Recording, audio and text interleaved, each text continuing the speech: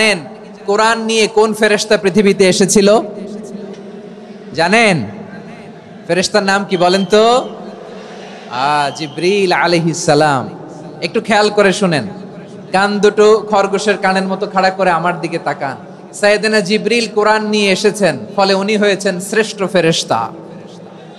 বিশ্ব নবীর উপর কোরআন নাজিল হয়েছে, তাই তিনি হয়েছেন শ্রেষ্ঠ নবী। রমাদানে কোরআন নাজিল হয়েছে, তাই রমাদান হয়েছে শ্রেষ্ঠ মাস।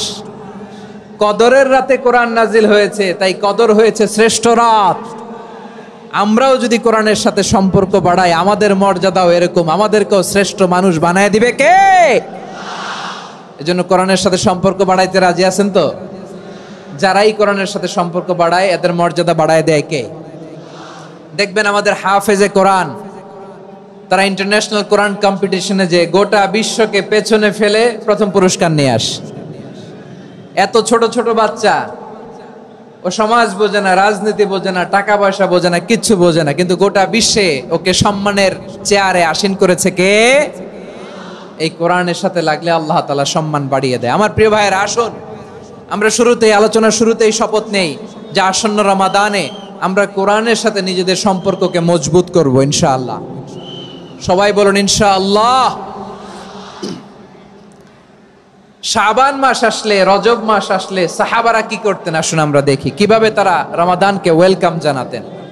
রজব শাবান আসলেই ওনারা রমাদান পর্যন্ত পৌঁছার আকুতি, আগ্রহ আর ফরিয়াদ আল্লাহর কাছে জানাতেন আর বলতেন, ইয়া আল্লাহ, রমজান পর্যন্ত আমাদের হায়াত বাড়িয়ে দাও। আল্লাহুম্মা বাল্লিগনা রমাদান, আল্লাহ তুমি রমজান পর্যন্ত আমাদের পৌঁছে দাও। আল্লাহুম্মা বারিক লানা ফি রজব ওয়া শাবান ওয়া বাল্লিগনা রমাদান, আল্লাহ রজব শাবানে বরকত দাও, আল্লাহ রমজান পর্যন্ত তুমি আমাদেরকে পৌঁছে দাও। আওয়াজ করে পড়েন আমিন।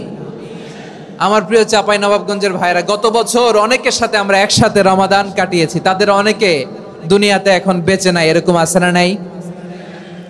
এই যে আরো 7 দিন বাকি রমাদান আসতে, এই 7 দিন পর্যন্ত আমরা রমাদান পাবো, কোনো গ্যারান্টি আছে?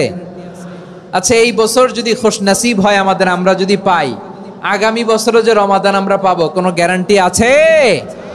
তাহলে আসুন আমরা ভেবে নেই, হতে পারে this Ramadan could be the last and final Ramadan in our life. হতে পারে এই রমাদানই হতে পারে আমার জীবনের শেষ রমাদান। ঠিক কিনা বলেন?